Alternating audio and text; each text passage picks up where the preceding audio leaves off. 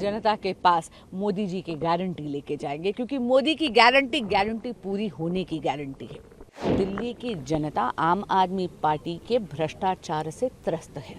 जब भी स्वार्थ के गठबंधन स्वार्थ की राजनीति करते हैं तो राष्ट्र हित और राष्ट्र के लिए समर्पण, ये दोनों चीज़ें बलिदान हो जाती हैं। बहुत ज़्यादा शुक्रगुजार हूँ हमारे यशस्वी प्रधानमंत्री श्री नरेंद्र मोदी जी की, आदरणीय गृह मंत्री अमित शाह जी की, हमारे राष्ट्रीय अध्यक्ष श्री जेपी नड्डा जी की, हमारे राष्ट्रीय संगठन महामंत्री BL संतोष जी की, वीरेंद्र सचदेवा जी की जो हमारे प्रदेश के अध्यक्ष हैं, पवन राणा जी की, हमारे दिल्ली प्रदेश के जो प्रभारी हैं बड़े भाई जय पांडा जी की, बड़ी बहन अलका गुर्जर जी की, और प्रत्येक भारतीय जनता पार्टी के कार्यकर्ताओं की, जिन्होंने मुझे योग्य समझकर ये दायित्व सौंपा है। आप कह रही हैं मुद्दे क्या हैं? देखिए, क्योंकि लोकसभा का चुनाव है, एक तरफ तो हम जनता के पास मोदी जी की गारंटी लेके जाएंगे, क्योंकि मोदी की गारंटी पूरी होने की गारंटी है। अगर आप मोदी सरकार का एक रिपोर्ट कार्ड देखें पिछले 10 वर्ष का, तो आप देखेंगे कि अनप्रेसिडेंटेड लेवल पर डेवलपमेंट हुई है। एक चरमराती सी अर्थव्यवस्था हमें 2014 में कांग्रेस ने सौंपी थी, जहां पे भारत की इकोनॉमी 11वें नंबर पे थी। एक दशक के अंदर मात्र 10 सालों में यशस्वी प्रधानमंत्री श्री नरेंद्र मोदी भारत की अर्थव्यवस्था को पूरे विश्व में 5वें नंबर पे ले आए, और उन्होंने गारंटी करी है कि मोदी 3.0 में भारत की इकोनॉमी तीसरे नंबर पर होगी।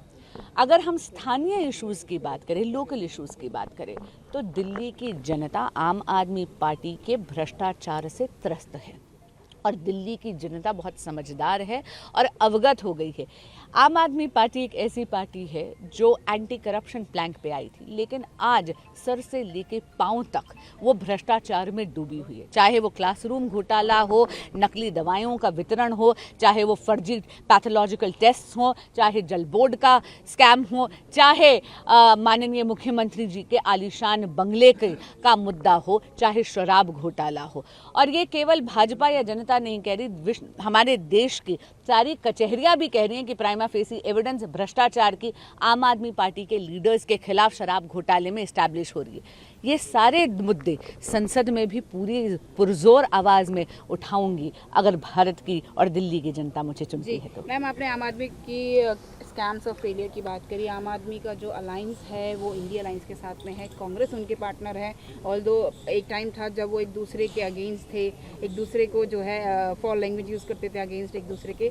अब उनके गठबंधन को कैसे देखते हैं? कितना आपको लगता है कि will it work in Delhi और नॉट? पर स्वार्थ का गठबंधन है, और जब भी स्वार्थ के गठबंधन स्वार्थ की राजनीति करते हैं तो राष्ट्र हित और राष्ट्र के लिए समर्पण, ये दोनों चीज़ें बलिदान हो जाती हैं।